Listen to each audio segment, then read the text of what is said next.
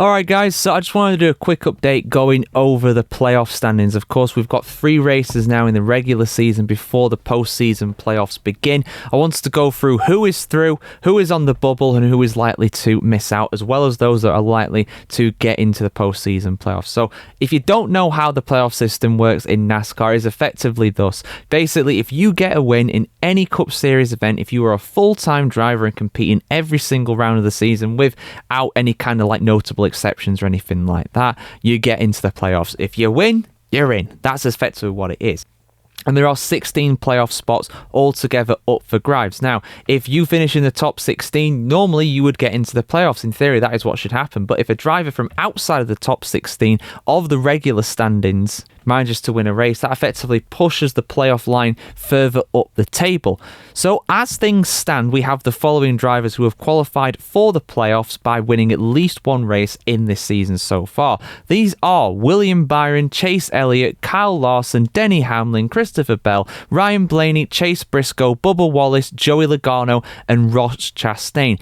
All of those drivers are in the top 16 of the standings. But we do have a few winners from outside of the top 16 that effectively push the bar further up. These are Austin Cindric, who is currently in 17th place, Josh Berry, who is in 21st, and most notably of all, Shane Van Gisbergen. SVG has won 3 races this season, and he is 25th overall in the standings. So that effectively means that instead of it being a top 16 in terms of the regular season points that do get through, it's actually the top 13. And there are some drivers that are further up the standings that haven't managed to win a race yet, but currently they are in the playoffs, and there's some that haven't, of course, won a race yet. So currently, Tyler Reddick, who is in 6th place, Alex Bowman, who is in 9th, and Chris Buescher, who is in 11th overall. All these guys are going to make it through to the playoffs as things stand. They haven't won a race yet, but they've got enough points to be able to get through. So that effectively means that Buescher is the target. His points total so far of 574 is the cutoff line. So that means that Alex Bowman is 40 points inside of the playoff qualification places, and Reddick is a massive 99 points ahead. So Reddick, even though there's 3 races to go, Reddick is looking very good to be able to get through to the playoff. Of course, it is not certain, it is not confirmed, but he's looking good to be able to do so. Bowman still has some work to do. But below that, we have Ryan Preece, who is 23 points back off of Buescher.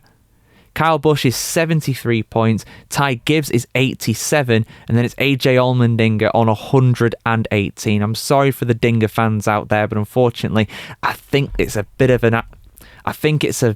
unfortunately it is a bridge too far. Now, of course, I will caveat this with a few things. Everything can change in these last 3 races in theory. We could, for example, get Ty Gibbs, Kyle Busch, and AJ Allmendinger. If they win these next 3 rounds before the playoffs start, that will mean that Buescher, Bowman, and Reddick all will not qualify. Even though Reddick is up in 6th place overall in the standings, that would mean that he wouldn't qualify. So that is extremely unlikely, but it is in theory possible, so just bear that in mind when it comes to this. Also, when it comes to the points overall in NASCAR, for you guys that aren't aware, if you win a Cup Series race, you get 40 points. If you win any of the stages in stage 1 or 2, you get an additional 10 points for each of those. And on top of that, there is also a fastest lap point. So for every race that is still to go, you can get a maximum of 61 points. It's very difficult to do that, but it is possible to do that. So in theory, as things stand, anybody who is within 183 points of Buescher can qualify for the playoffs.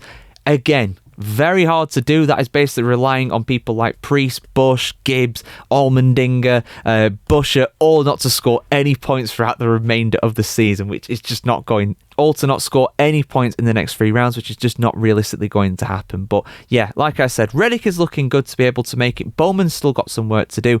Buescher definitely has work to do. The likes of Preece, Busch, and Gibbs all in a realistic shot. And then of course we have the fact that if you win a race, it just changes everything on its head. But yeah, that's the kind of rundown of who is through to the playoffs, who is not, who is looking good, and who is not in the final 3 rounds of the regular season of NASCAR. For reference, just so you guys know, the next 3 rounds in the Cup Series are Watkins Glen coming up this weekend. We've got Richmond after that, and Daytona. Daytona is the final race of the regular season. It's going to be eventful for sure. Anybody could win those. We could see someone make an absolute gate-crashing move to be able to get through to the playoffs at Daytona. It is the lottery after all. But yeah, your thoughts in the comments below, guys. Who's making the playoffs? Who isn't? I want to hear what you have to say in the comments as always, guys. Like, share, comment, subscribe if you want to see more like this. Have a fantastic day. Remember the world today, and we'll see you very soon.